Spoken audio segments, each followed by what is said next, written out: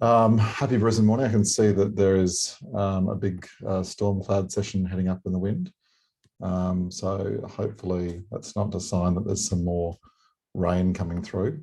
Certainly to all of those who've been impacted by the floods in the Kennedy family household living down in West End. We did lose a car, and we had a little bit of time. We were obviously out of action when it came to some power on that side of it. But what we're now sort of seeing, hopefully, is the start of autumn. Who would have thought that we're now getting to the point that winter's just around the corner, and we're pretty excited actually for the idea of saying that perhaps some of the wild weather that we've seen, to those who've been impacted, certainly we can feel a lot of the concerns that are going through at the moment, and we're here to try and help where we can. With regards to any sort of financial questions regards how, if you have been impacted by the floods, and even some of the tax deductibility of donations going through into that. I can see as we're coming just up into a few minutes past, we're coming into this, quite a few people have now joined and are now still joining.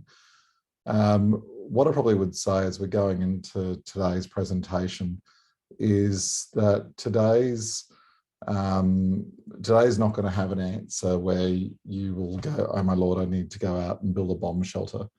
Rather, in fact, I think what would be the précis of today is that we're going to see the continued Westernification of the world.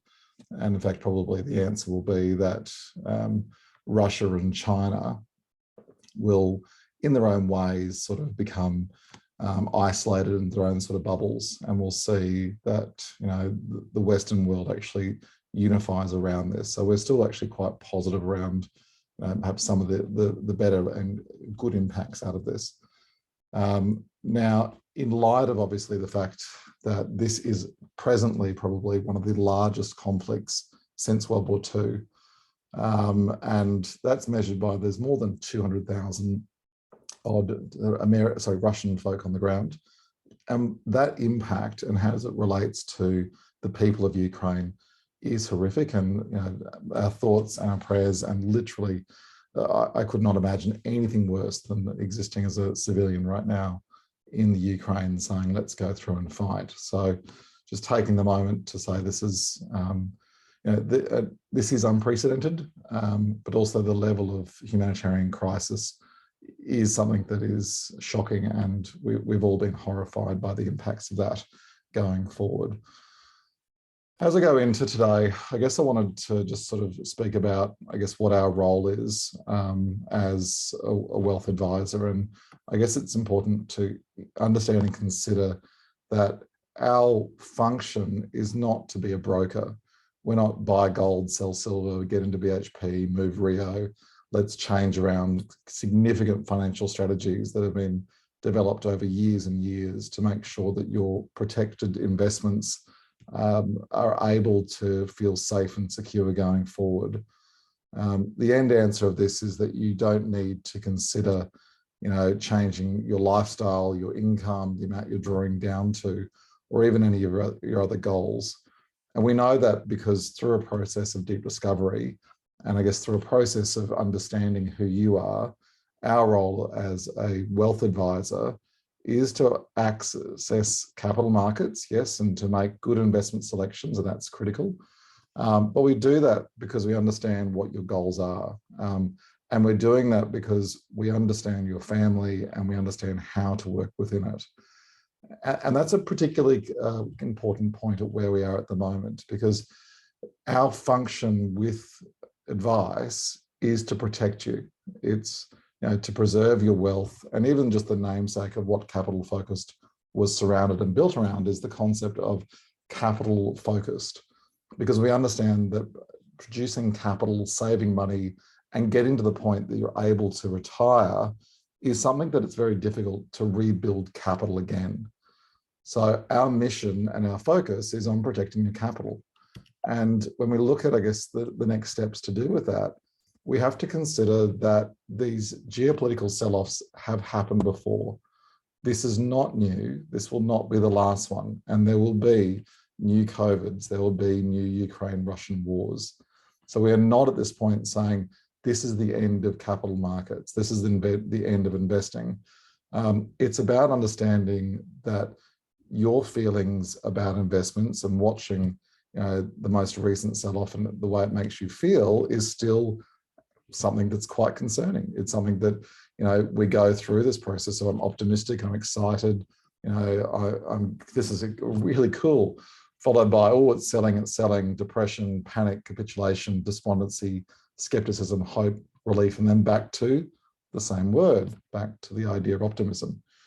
Now, the point that it's the riskiest is when everything's great, because that's when everyone's going into it and saying, just give me everything that's silly and go through, and go into the GameStops and other sort of meme stocks as we go into it. But where it starts to become the point of maximum financial opportunity is where there is fear, depression, panic, and capitulation. It's when markets sell off that presents some of the best buying opportunities that we can find. And that's where we sit today, perhaps. We sit towards this period of a panic. Are we at a point where inflation and interest rate rises and Russia and COVID and all the other words I can possibly throw at you, are we presenting this point of saying we're in a panic and capitulation point? Because if we are, that actually means we are at the best point of when to get into investments as opposed to the opposite to go through. As I go through and consider then, what that means as the idea of, okay, well, what if we just sell to cash, run, hide for a bit, and just make sure that, when the idea of Putin and Ukraine go away, that everything's going to be resolved. And what this graph shows us is that if over the last 10 years, you had decided to sell out and you went, cool, I'm going to start with $100,000, and you just left it in the index. There was no active management. There was no choosing the right sectors. It was just buying the index. That $100,000 would have grown to $366,000. If though, halfway through this, you decided, you know what, it's just a bit scary, I just might sell for a bit, hold in cash, and miss just 10 days out of 10 years, then your potential investment return drops from 366 to 200,000 odd. If we miss just 20 days, it's 140. And if we miss the best 40 days of the market, just effectively 2 months worth of market days, or business days, we actually end up with a loss over 10 years. And the reason for that is that when markets recover, so if there was a peace deal, if Ukraine and Russia decided that it's just too expensive and there's too much pressure driving markets at this point, so driving effectively what's a massive conflict, the markets will kick up strong. Those are the points that it bounces out. Those are the points that it really sort of moves the dial. And what we need to do is to consider, are the investments we're in likely to weather the storm? Is there a good choice of investing in it? Are the constituents of Visa, Apple, Microsoft, are they still going to exist after Ukraine and Russia? Yes, they are. And we need to understand, though, the level of 24/7 4K streaming news content that we're seeing from the Russia-Ukraine crisis.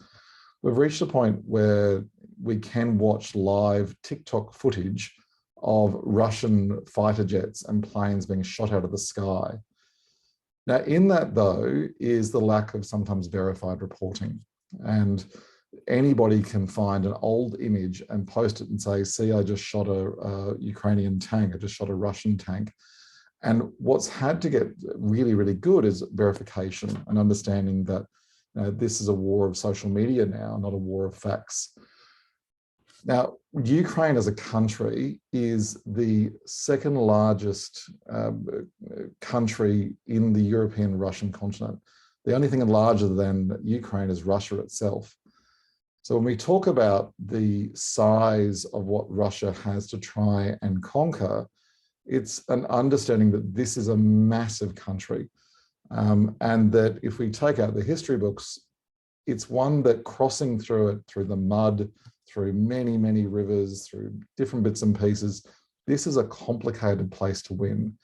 And where Russia has decided that it wants to, try and take certain areas, we also need to understand this sea down here through the Black Sea, this little spot down here being Crimea.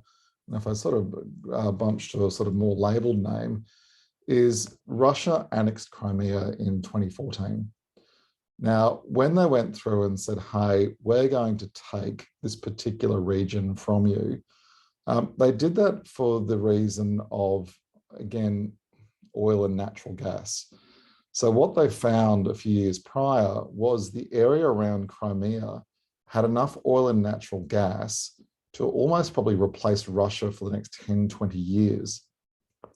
And the area and the sea around Crimea that's now claimed as part of Russian land assets, it would probably give about 80% of the known reserves from the Crimean natural gas fields.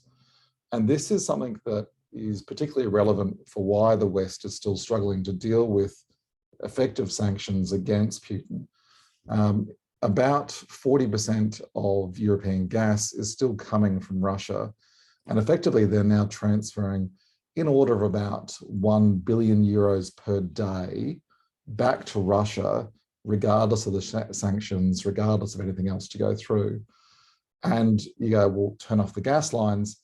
There is no ready supply of replacing Russian gas. This complicates the world because we then have to consider, well, are we funding Russia's invasion of the Ukraine through transferring them cold, hard currency? And the answer is practically yes, we are. And while the US has said this week and last week that they're going to ban imports of Russian oil, that was about 2 or 3% of their overall oil intake. Now, that means for America, that's not a great deal of their oil and natural gas inputs. But for Europe, that's something they just can't do. They can't turn it off. In the case of the UK, they can, but you're talking about Germany saying, do we want people to freeze to death in their apartments, in the idea of what's going through? Now, we've seen this before. We've seen what happened in Iraq. We've seen what's happened through when it comes to the point of the second a country controls energy assets, then that's where the West starts to care. And if I was so sort of inclined, I'd consider that parts of Africa that don't perhaps have the same access and portability to energy assets, there might have been civil wars, there might have been these sort of conflicts, but this is the one that the world cares about. And we also care about it for a reason of the humanitarian crisis that's going through. And the fact that Russia's so far only deployed an estimate of 5 to 10% of their military assets. So their ability to say, I want more of Ukraine is quite large. And we've seen this in Syria with Aleppo, and we've seen this in the Chechen wars, that when the Russians start to lose particular conflicts, they get quite violent. That's the only word to think of it. And that violence is something that the world's watching in the city of Mariupol that we keep seeing each night. And this is out of the BBC World News. BBC have probably got the best content to go through because they're verifying where the actual invasions are going through. The reason Mariupol is particularly relevant is it's a port city, as is Odessa. Now, to this little sort of country state here that's not labelled, that's called Moldova. Now, there is also concerns that Moldova is going to be next on the list of places that Russia says, hey, cool, we're already here. We'd like to also perhaps take this little bit of state as well, because there's a Russian outpost here of a bunch of Russian separatists that also say, hey, we're pretty friendly towards Russia. And obviously the port city of Odessa, should that be taken, is going to mean that Ukraine's effectively cut off from any sort of maritime positions. And that gives some strategic considerations to where Russia would probably be considering the next point. The other cities that we're going to see fall in order will be Dnipro. It's on the river and it gives them enormous strategic assets as they go into it. So Dnipro and Odessa are probably on those next lists. We've seen over the last few days missiles fired into Lviv and to Ivor Franco. Now, the distance between Kiev and Lviv is around 600-700 kilometers. So the concern is, how did they get missiles to travel that far? And the thought is perhaps they've been fired out of now the new asset of Belarus. And Belarus is saying perhaps that they're now firing these assets in. But it's still very concerning that these long-range, sort of perhaps western parts of Ukraine are now being entered into it. And some of those missiles entered quite close to the Poland border. And obviously that being a NATO state gives concerns over, are we going to war? Is this going to become World War III? Now, ultimately, because Russia remains a superpower in terms of its nuclear assets, the West does not want to go to war with Russia. It's happy to send anti-tank missiles, money. Troops can sign up, and there's people with no military experience that are turning up to the Ukraine and fighting on the front line. This is a unprecedented level of conflict where the outcome is not certain. The concern that many have is probably the humanitarian side of Kyiv, because when it comes down to what Russians may end up doing is using what's called siege tactics. And effectively, going back to medieval times, is if you couldn't storm the castle, what you would do is you would surround the castle. And from there, that's when you can use artillery fire and effectively cause the point where they have to surrender. They have to say, look, we can't stand this. We can't possibly control it. Now, all of those things are completely unknown. Some positives overnight, though, is that the Putin and, I'm calling Putin because I'm not calling this Russia's war anymore. It's now effectively Putin's war. But Russia and Ukraine have had their fourth round of peace talks. Now, some of those peace talks are being determined because of the fact that, if they don't, it's very hard to get to a surrender conversation if you don't start actually talking about it. But the other side is that the Russians have taken enormous losses. And what we thought was going to be an amazingly strong Russian, army has been one where Ukraine's lost very little equipment. They have been able to destroy and capture and find a whole bunch of Russian trucks, vehicles, and jeeps, let alone the tank destructions, the amount of aircraft, helicopters. And what we've also discovered of late is that the Russians are using conscripts that have been told, you will fight, you will go into the Ukraine, you go into a Russian-speaking country, and you're going to shell women and children. Now, these conscripts don't have a lot of morale. They are quite unhappy with the idea of it. And Ukraine's open blasting on their communications channels saying, come over, if you abandon or surrender to us, we'll give you citizenship and fight with us and go through.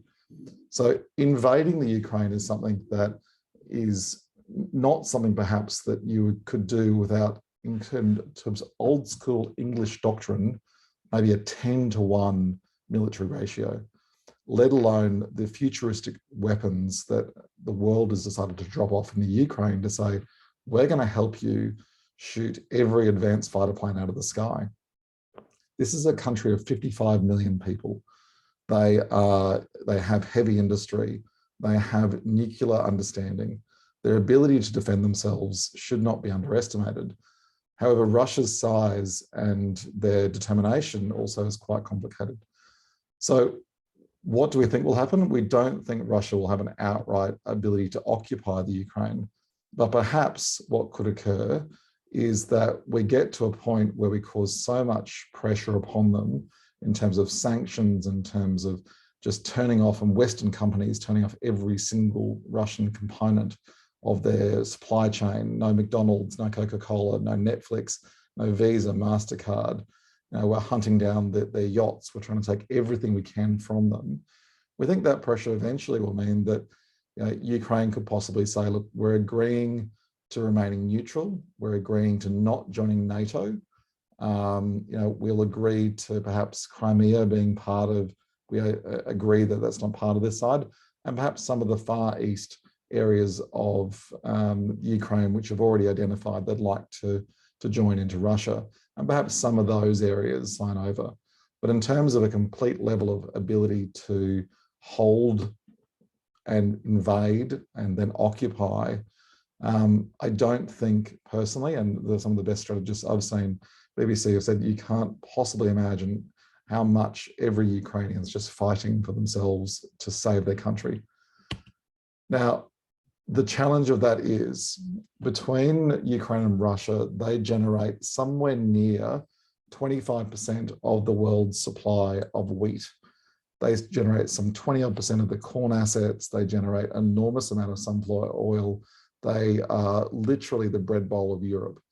So when you take out 25% of the world's supply, and we're coming into planting season now in the Ukraine and Russia, and I'm fairly sure that the average Ukrainian farmer is right now not going, I think I'm going to go plant my fields. We then lead into an issue of what could actually be bigger than the energy crisis, but is the food crisis. And this is just a sample of today. So the last data is March 14, but we're looking through some of the year-on-year wheat price changes.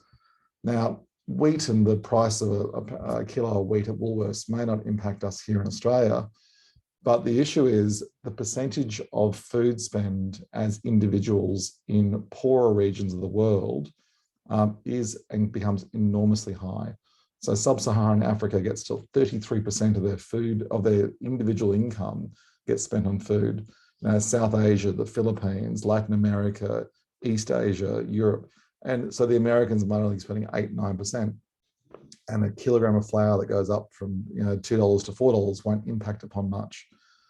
But worlds where people go hungry, where food insecurity is their primary concern, drive massive inflationary pressures throughout the system. And inflation and interest rates at this point go into this hand in hand. Even oats at 92% year on year. We go to rice, which at 20% year on year. In terms of the actual price for calories for billions of people is going up by 100% year on year. For people who don't have a lot of income, there is significant concerns regards the ability to then say, what sort of unrest would occur in the event that this event's not, so Russia and Ukraine's not sorted out, so we can work out how we all eat. Now, the topical area, because this one's more in the news, is just the price of energy.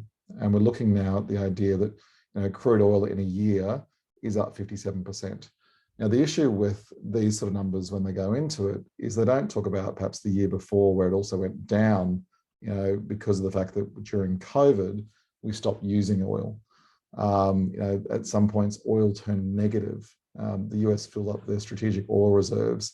So some of the problems of using a single year resource is that, you're literally looking at 1 year's time of motion. But when we start to see some of the longer term trends of it, it does seem quite concerning that if we're going to take out the largest producers of oil effectively in the world for Europe, etc., that there is going to be pressures in crude oil, natural gas, gasoline, heating oil, coal, ethanol, uranium, gas and those assets. Now, taking all those considerations into effect, what your default thought is are we moving into a high inflationary world, and how would that impact investments in general? Now, we're fortunate in Australia that all of the things that are undergoing inflation, coal, gas, oil, iron ore, gold, meat, grain, aluminum, copper, lead, zinc, all those areas are our 10 biggest exports. Now, what is the purpose of companies? The purpose of companies is to make money on selling goods. So as a shareholder in companies like BHP, like Rio, like GrainCorp and ones like that, Newcrest, etc., what you're seeing is the fact that as the price of those goods have gone up, Australia has been protected by the value of the fact that we are an exporter to what Russia also does. We're like a mini Russia. So we have an enormous level of saying, well, at this point, Australia's actually okay. We're far enough away, we're an island, a bit like with COVID, that we can actually protect ourselves by focusing on what we do. focusing on our relative security, focusing on our, we've increased our military of late. We've got new submarines coming in about 10 to 20 years, but fair enough. But we are spending the money on ensuring that our sovereignty is protected. Now, in terms of investment markets over the last year, the challenge that we have to then consider is, okay, should we go through and go and buy some different things? And we go, okay, well, yes, let's go and change everything around. Let's go and change all the considerations and play through. Now, the great thing is that all of the resources that I'm using here today are all free content. For those of us who don't know who BlackRock are, they're the world's largest asset manager. So BlackRock hold $10 trillion.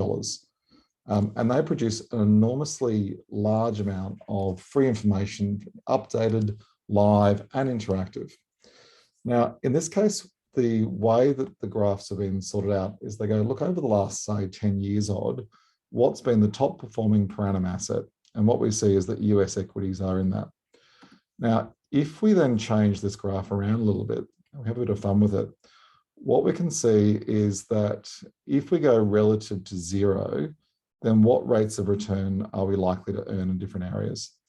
Now, as we look at 2022, we can see that overall 2022 has started exceptionally rough. And these are indices. As we go through some of the subparts of the indices, 2022, the only thing that's gone up is effectively commodities. If we then sort of change this through, though, I'm just going to change this to return for a second. And it gets a little bit more confusing, clear from colors. We go, right, well, suddenly REITs is the worst performing asset in the last 2022. But then over the last 10 years, at the top, we can see that REITs actually produce the highest effective return. So you go, oh, well, they're bad this year. Do we ignore the fact we've made 8% a year sitting in that same asset? If we go to infrastructure is making 7% a year.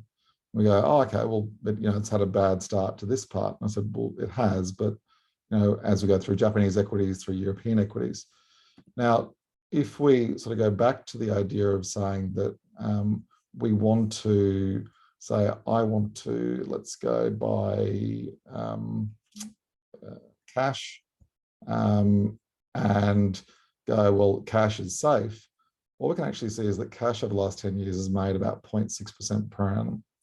If we just glued these assets here into a circle and we just took a bit of everything, then what we'd probably end up with is an annualized rate of return of about 7 to 8% a year based on a component in fixed interest, a component in investment credit in emerging markets and Chinese equities, and in all those bits and pieces, overall, you'd end up going through. Now, in some periods, like last year, we've seen the enormous returns, 20, 30% for the year, but those returns are not normal. And what will happen mostly is those returns will end up returning back to the averages. And it's important then to consider then what has happened. I'll just change back to the screen through here. Go back to Chrome for a second, Google Chrome, and changing back to this one. So what's presented on this screen is what's called the Vanguard Russell Growth Index. Now, in this case, what I've pressed is the 5-year period. The blue line is growth companies. So these are tech companies, Microsoft and ones like that. And over the last, let's call this the year to date, what we can see is that growth companies are down 20%. And this is the average of the top 1,000 growth companies in the world. So this last 2 or 3 months is in order of the same sell-off as what we've seen since the COVID period, which was like -20, -30%. The blue line, the green line here relates to the NASDAQ, so that's the tech indices, and then the red line is the Russell Value Index. So this is banks, oil, energy, GE, sort of very defensive chemical companies, steel companies, the ones you'd go, okay, those ones. So even that didn't protect you to go through. If we then go there over the last year, the returns do normalize. What we have seen though since roughly 1st of January and perhaps go through to the 19th of November, is we have seen in growth markets maybe a 20 to 30% reduction in those prices. But over the year, we're actually getting okay. We're still up. But then if I go over 2 years, then we start to go, right, well, actually, you should have been in growth. And over 5 years, what we get to is to say, right, well, over 5 years, we've actually got 116% cumulative rate of return. The NASDAQ only did 75, and value companies only went up by a third over 5 years. So we sort of go, okay, well, yeah, well, obviously you should buy growth when it's good and switch it around and go through. But that's why, as an advisor, our role is to diversify the returns to make sure that we're not exposed to all growth, we're not exposed to any particular sector, that we've taken a balanced view of saying, okay, well, what's possible and how can we make sure that the portfolios don't get impacted by the complications of markets.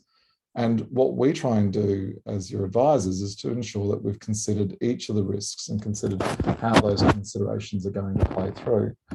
Now, as I change back to these, I'm just switching between screens to take the dynamic.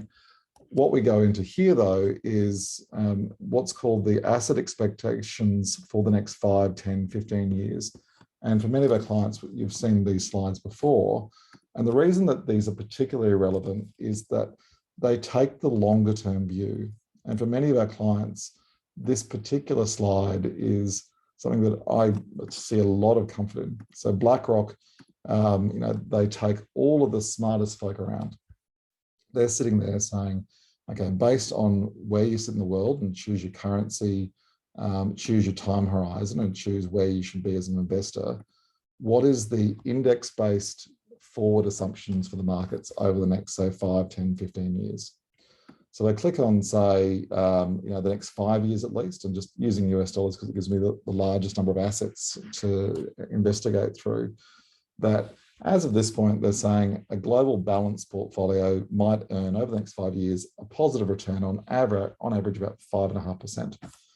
As I go up through, US equities, that might get me between 6 and 12% as an expected rate of return. As I go through small cap, that actually probably has a more promising rates of return. Weirdly, emerging large cap equities are going into parts of Asia, and European equities, just from a price point of view, they have sold off, but some of those European companies, such as SAP or similar, are at enormously large discounts now, and they are presenting some good buying opportunities over time. Going up to, though, probably an asset class that we're very comfortable with and have a good understanding over is the use of private equity. Now, the reason that private equity is something that's not overly discussed is it's mostly only available to clients in that sort of high net worth category. Now, private equity itself is investments into companies that aren't listed on the share market. And weirdly, about 90% of all companies aren't on the share market. When we look through the next one, what we see then is the idea of called global direct lending. So this is effectively private debt, which is another asset class that we see enormously strong returns in. So if we sort of consider our client's average portfolio, what we're seeing then is if we're taking a decent amount of private equity, a decent amount of private debt, a decent amount of sort of equities, and if we stay away from effectively government bonds and cash, we should be able to generate that 7%-ish rate of return over the next few years. Now, if we consider what the average US pension plan does, and if we go through, BlackRock published all this data, is about a third of it goes into private markets. That's private equity, private debt, and similar. Developed equity sort of gets maybe about 50% into shares, and a little bit of money sitting in credit and bonds to go through. You can click through. I'm a European family office person, so I've got lots and lots of money, like $100 million per client sort of thing. And what are they buying into? Sort of a third private equity side of it and going through around the world. And lastly, the methodology on this last tab, and I'll send this out as resources out after this webinar to click through and fiddle through, is you do get to go through and say, right, based on what assumptions are you using? What's your assumptions for inflation? Are we talking about, in this case, BlackRock saying inflation should normalize around 3% per annum over the next 5 years, which is high. It's at a higher range. And Japan, even for the first time in 20, 30 years, might even end up with some inflation. Now, as we go through and say, well, what will bonds do? They're saying they might get to 2%. And that's almost, another 70 basis points higher than we are now.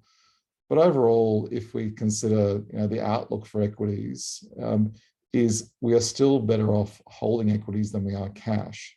Yes, volatility will exist. Yes, volatility is very uncomfortable. But as we go through and consider that, if you had $10 trillion, more money than any other company in the world, and you could regularly publish all your assumptions, your updates, you could change all the side of it, you still wouldn't be going over the next 5-10 years, why don't I increase my cash allocation? It's just perhaps not the right approach for what's ahead of us from here. As we go into, I guess, the next area that a lot of our clients are concerned of is, if we have, let's call this higher inflationary periods and higher interest rates, the concern is that may impact upon stocks and equities. Now, the best situation that you want to sort of be in the world is a high growth, low inflation environment. Now, considering the sort of pressures of what we're in, we kind of can take down these last two areas of low growth, low inflation environments. So we have to sort of stay up in these top two sort of sides. And that's being that we're either in a high growth, high inflation environment or in a low growth, high inflation environment. Now, in this case, a low growth, high inflation environment means that what does particularly well is global infrastructure. This is owning the transmission lines outside the house, owning the waterworks, owning the railroads, owning anything that can't be replaced that is critical to the world continuing on. And as we look through, investment allocations and look at what does this mean for investment markets going forward, we have to then consider, if we're rebalancing, if we're talking about private equity, adding, investments that perhaps may not earn as much going forward as in other areas, you'd go, fair enough, global infrastructure. Still, stocks don't actually go that far negative. So even in a low growth, high inflationary world, and the reason for that is if I'm a business who has goods that have become more expensive, I have to put the price up to keep my returns there. Now, businesses can do that. They can pass on cost increases. They can say, we're going to actually be quite good at getting rid of cost to make sure that we can grow our earnings, to make sure that we can do really well at it.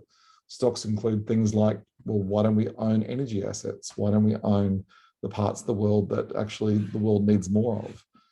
And because of that, and because businesses have shown themselves over the last 100 odd years to consistently make good returns, what we then have to consider is, okay, well, we need to ensure that we have enough real assets. So do we have enough property? Do we have enough global infrastructure? Not ignoring stocks altogether, but making sure that the diversification of the portfolio sort of goes through. Lastly, since 1970, the world has seen this before and again and again and again. In a single year, the Bush-Gore period, the 9/11, the war in Afghanistan, we've seen SARS, we've seen train bombings, Asian tsunamis, bombings, Brexits, Trump getting into power, which actually caused the markets to surge up. We've seen the hurricanes, China trade wars, we've seen the coronavirus come through. But ultimately, share markets go, what we care about is earnings, consistency, quality, and the fact that you need to sell something that's a critical good or a critical service to people who want that more of that area going forward. Why I think that our strategies going forward are still going to be quite protected is overall, the world is still mostly quite first world. The US is still, and MSCI, for those of us who don't know what that is the Morgan Stanley All Country World Index. So effectively, you take every single investable stock in the world based on quality and diversification, and you end up at this graph. Now, this graph means that if you evenly weighed out the share market in terms of the size of companies, the US would still be about 2/3. Japan is surprisingly large at 8%. And we go through and we think Toyota, Subaru, we think about Honda, we think also about a lot of the robotics companies that sit within Japan, the UK, France, a little old Australia at 2%. Now, that means for a lot of investors, though, around the world, they're not probably having that much Australian equities as a core consideration to their portfolio, because the average global investor goes, I don't know, I've got some global shares, I'm invested in everything. And that means on average, they'd only have about 2% sitting in Australia.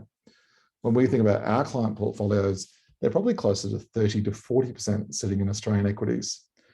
And that allocation and what that means to, what the core resources of a commodities boom is really what protects us as Aussies. Is we ship iron ore, and we ship oil, we ship gas, we make coal, we sell grain, we sell aluminum. All those ports help Australian equities to actually go through. So what protects us, and why we're quite feeling safe in terms of these strategies that we have going forward, even though there's been a bit of a sell-off to give up some of the gains. And remember, I'm considering probably the 2 or 3 year portfolio positions. Are we okay over the last few years? Not how we're going over the last 3 months, is because of the fact that we've focused on private equity, because of the fact we've focused on infrastructure, because we have property assets in there, and because of the fact we have Australian shares that are exposed to these areas. That's helped a lot. The other side is that during global calamities, what also occurs, the Australian dollar, just like it did last night, dropped off by one or 2 cents. Now, that means that, as we saw during the worst of the COVID pandemic, is as the US market fell, the Australian dollar fell faster, which actually sent the value of Australian super funds up, because of the fact that we ended up going, when we convert that money back, we actually end up with more money. So Australians are protected through the way that our currency floats. Now, because we do sell iron ore, coal, we do make all those sort of exports, it is a consideration that we have to go through. Now, I'm just going to ask Charlie, because she did take some of the questions, and there is the ability within the webinar chat functionality to go, let's answer live and sort of look through some of the questions and answers that perhaps are in there. So I guess if there's anybody who wants to either raise their hand and ask the question using their microphone, or alternatively just typing it into the chat box. It's important to, I guess, understand that there are some questions. So just one question that's come through is, given the current situation, will it alter the number of clients that we can have in our client group? Now, we don't think that does, because of the fact that we've been focusing on growing our staff pool. So we've grown Travis, we've taken Sarah on to join their professional year and to ensure that we can continue to service clients. But also we've become better and more adept at using technology. So we can look through all of our clients' positions at once. We can see insights into where the portfolios are going, and we have a really good understanding of, I guess, what's going on from there. Now, it does mean for most financial planning firms, you've got to consider what's the target market. Now, for us, our average client balance is a couple $1 million, and we focus on the private wealth, family wealth advisor model. For some firms out there who perhaps spend more time with smaller clients, that would probably impact their firm greater. Our focus on clients who have a higher buffer and also have perhaps more understanding about how the world works gives us the ability to say, we actually haven't had a lot of phone calls or concerns. There's been a few queries, but overall, at a firm level, it's been incredibly low this time. I think the diversification's worked. And if you look over the last, since inception reporting on your accounts, you'll see that the portfolios have continued to answer through. Another question that's just come through, which is, how will the new wave of inflation and possible interest rates affect our investments? In theory, equities in a rising inflation rate can still win. The last few months has shown the uncertainty, and the uncertainty is to do with, are we going to enter hyperinflation markets? But in theory, though, all of the now sell-offs that have occurred have probably priced in a lot of that. So we're more positive now than ever that at some point there will be a period where we can consolidate and move forward. There will be continued sort of concern until this Russia-Ukraine thing's changed. But if suddenly a peace deal was declared the next week or two, there is no way to sell and rebuy the positions before the markets bounce up. And if they do, you wouldn't be able to go back through in any case. So question about, I guess, what would happen in the escalation of war? Now, that's an enormous question, and I consider the only way to answer that is to weigh up what is the likelihood of that, and we go through to the idea of black swan events. Now, what we know is that Russia does not have the military assets to be able to fight NATO. NATO is much more sophisticated, much more coordinated, and they come with an incredibly more resilient level of morale in terms of the fact that they will fight to ensure that NATO doesn't exist. In reality, and there's been quite a few different arguments of late, is that by inviting Ukraine to join NATO, the West did not do any favors with saying, hey, come join our little folk. Because saying, hey, we'll protect you, if they've probably said, oh, okay, we promise they can't join NATO, Russia is not going to think this particular part of war is going to actually be part of the success at this point. Gas as we go through. In terms of the positions in the portfolio that have an exposure to Russia, I went through and had a look at a client level across the entire firm. So of the around $350 million that's in our system, I can't see more than maybe 0.2% of any exposure to anything in Russia. And that's actually through an index fund that had the exposure through it. The reason for that is that Russia has an enormous amount of sovereign risk in it. So we don't have any Russian exposure. The exposure is though that we live in a global world with global trade, and that's sort of the side of where it goes through. And then working into, should we move away from bonds in our portfolio? Bonds are useful to generate some return. Now, we typically have held almost no bond exposure for clients at all. The only fixed interest exposure that we've held over time has been in the category of either private debt or assets like Bentham High Yield Income Fund. So what you'd see from, I'll just change my screen sharing to answer that question with answers, is if I go through and say PGG, which a lot of our clients have, is a private debt business. So they lend money to companies. They're not exposed to the way that traditional bonds work, because if interest rates go up, their reference rate goes up as well. So it's what's called a floating rate bond. So fixed interest bonds are bad because as interest rates go up, that's sort of a pretty complex time to do. But what we can see though is if you're existing in the world of floating rate bonds, you actually can do still pretty well. So you can make RBA or 4.6 and perhaps a forward yield of maybe 9.1. These sort of assets go quite well. And the other one that a lot of our clients have been in over the years is the Bentham Global Income Fund.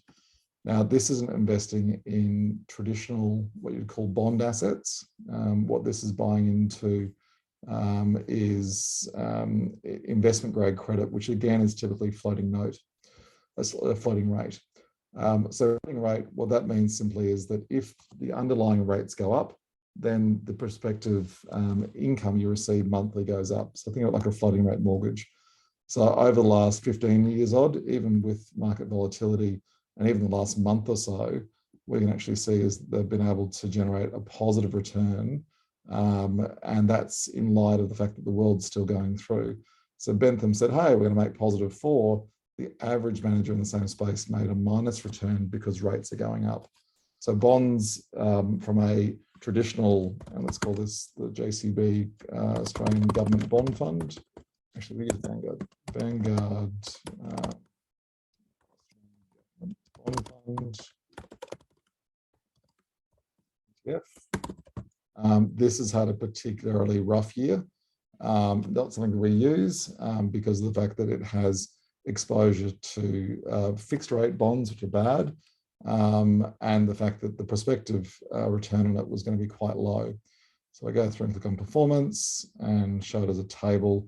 What you can see is that over the last year, even though you think you're in government bonds and that's safe, you actually lost money. And even over the last month, which is where Bentham went positive, an Australian government bond actually went negative. So we're right, we should avoid bonds, but that doesn't mean we should avoid fixed interest. In the case of Shakespeare, there is a sense of what the Jews and Sherlock sort of went through is be the money lender, right? Be the Jew and lend the money. And if you lend the money, then what happens is you can still make a good rate of return through private equity credit. And if we consider, I guess, within that private equity position, and the last person that I reference often is Australia's sovereign wealth fund. And I think that will probably be the point that I'll wrap that through, is Australian sovereign wealth fund is about $200 billion odd. It's run by Peter Costello, who's Australia's former and perhaps best treasurer. And he has about 50 Michaels that work for him. And because of that, he publishes his position all the time. And he goes, look, this is exactly what I'm investing into. This is what my concern is and what I think people should be doing about investments going forward. As we scroll through, what we can see is where does he invest his funds at the moment? He's about 16.8% private equity, his property, his infrastructure, his debt securities, alternative assets, and a little bit of cash floating around in the background. So knowing that that's where perhaps all of the pension schemes around military super, all of the public sector super schemes and everything else going through. But he's also going, the biggest challenge for investments is rising inflation, rising interest rates, and the effect that these will have on asset prices. The board's focus is on being resilient, on diversification, and we are expecting that future returns are lower, but that suddenly this is not the end of times. This is perhaps the time that if there are bargains, this is where they'll come up. And when we look at what they're looking to do, we can see that for all the advents of saying, let's go low cost, let's go simple investing, Australia's largest wealth fund is not doing index. They're moving away from indexing. They're going into less liquid and more skills-based investments. So they want to find the active investment managers. They want to find the Hyperions. They want to find the small company managers. They want to go through and find the opportunities to meaningfully add some return, because the underlying indexes might be poor. But if we think about one of the companies who's presenting at our client seminar coming up in May, which we're looking forward to, which will be in person, Hyperion Global Growth Fund, which we'll see here. They, yes, have had a bad period from November through to here. They've gone from 500 odd to 430 odd of balance.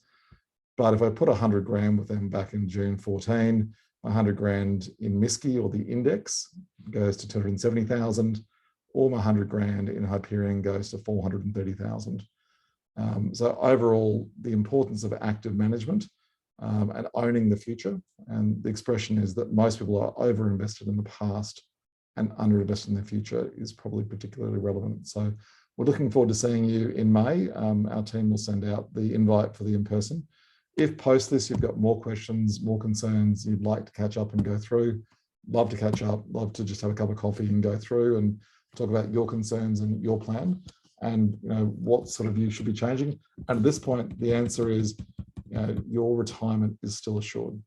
This is not a point of saying, okay, do I need to go back to work? Do I need to delay my retirement? Do I need to make any of those other changes? No. Our role as your advisor is to ensure that investment selection, capital markets expertise, assets, deep discovery, diversification, tax strategies, estate planning, and making sure that we've taken a consideration towards that is what we do. That's what we will continue to do to make sure that you're safe and protected throughout this period. Again, thank you so much. If you've got any other questions, love to catch up. Thanks so much.